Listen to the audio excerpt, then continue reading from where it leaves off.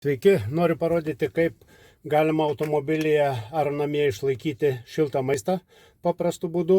Štai termodėžutė, jungiu automobilyje į telefono pakrovimo lizdą ir maistą visą laiką jūs turėsite šiltą. Parodysiu, viduj termodėžutė turi du skyrelius, vienas mažesnis su dangteliu ir kitas didesnis. Dangtelis termodėžutė susidaro sandariai, lengvai, viršuje dar yra šaukštelis.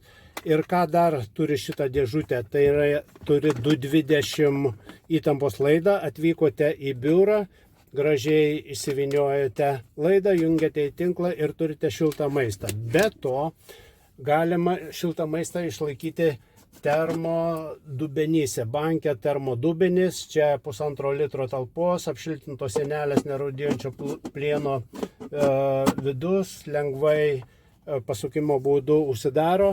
Labai populiarus Levanda, 2,5 litro talpos termodubenis.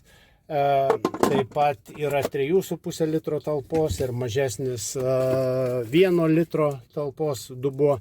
Šiuo metu parduotuvėse Bohemija vyksta akcija ir galite jos įsigyti už labai gerą kainą. Dėkoju.